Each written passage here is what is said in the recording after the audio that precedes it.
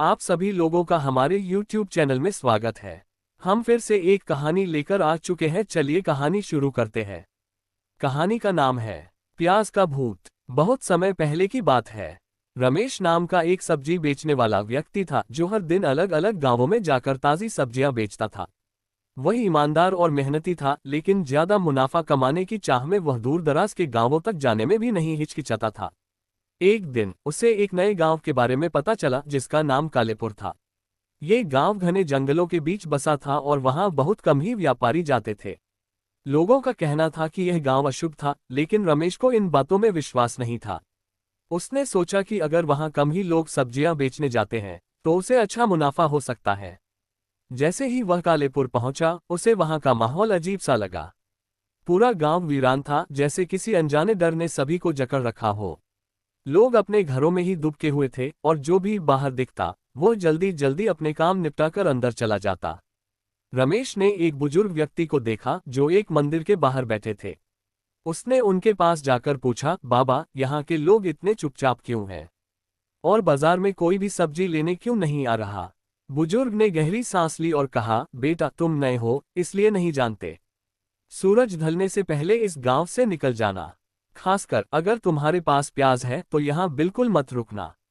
रमेश को ये सुनकर हंसी आ गई।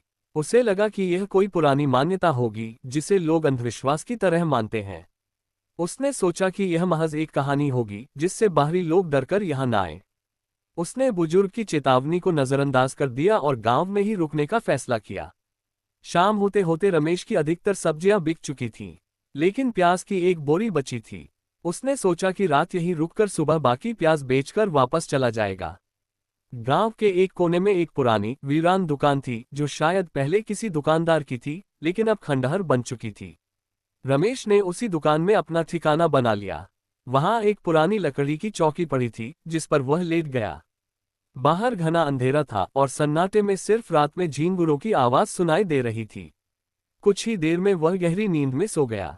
आधी रात को अचानक रमेश की नींद खुल गई।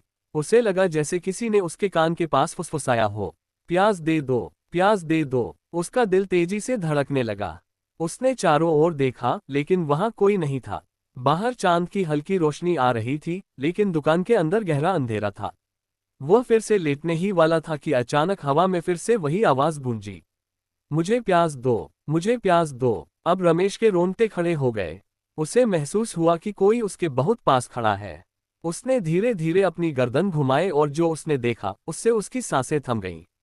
उसके सामने एक लंबी काली परछाई खड़ी थी। उसका चेहरा धुंधला था, लेकिन उसकी लाल जलती हुई आंखें स्पष्ट दिख रही थीं। ऐसा लग रहा था जैसे उसकी आंखों से अंगारे झड़ रहे हों। उसकी सांसों से एक अजीब सी सड़ी गली बदबू आ रही थी, जिससे रमेश का दम घुटने लगा। डर के मारे रमेश कांपने लगा। उसने हकलाते हुए पूछा, कौन हो तुम? परछाई ने धीमी मगर भारी आवाज में कहा, मुझे प्याज दे दो। रमेश के हाथ पांव सुन्न हो चुके थे। वह कांपते हाथों से एक प्याज उठाकर उस परछाई की ओर बढ़ा देता है। जैसे ही परछाई ने प्याज को छुआ, वह अचानक हवा में तेजी से घूमने लगी। उसकी लाल आंखें और ज्यादा चमकने लगीं और फिर एक भयानक चीख के साथ वह धीरे धीरे गायब हो गई। रमेश पूरी रात डर से सो नहीं पाया। जैसे ही सुबह हुई, वह सीधा गांव के सरपंच के पास गया और पूरी घटना सुनाई। सरपंच ने गहरी सांस लेते हुए कहा, यह कोई नई बात नहीं है बेटा। बहुत साल पहले यहाँ एक सब्जी बेचने वाला आया था। उसने भी इस भूत को प्याज देने से इनकार कर दिया था और फिर वह कभी नहीं मिला। तब से जो भी यहाँ प्याज लेकर आता है उसे यह भूत प्याज मांगने आ जाता है। रमेश ने घबराकर पूछा, लेकिन ये भूत सिर्फ प्याज ही क्यों मांगता है? सरपंच बोले, कहते हैं कि बहुत साल पहले यहाँ एक व्यापारी आया था जिसने गांव के लोगों को धोखा दिया और उनके प्याज सस्ते दामों में खरीदकर महंगे दामों में बेचे। गांव के एक गरीब आदमी ने विरोध किया, लेकिन व्यापारी ने उसकी हत्या कर दी। तभी से उसकी आत्मा यहीं भटक रही है और वह हर उस व्यक्ति से प्याज मांगती है जो इस गांव में लाता है। रमेश के चेहरे पर डर साफ झलक रहा था। उसने उसी समय फैसला किया कि वह दोबारा कभी इस गांव में नहीं आएगा। उस दिन के बाद रमेश ने कालेपुर गांव में कभी कदम नहीं रखा।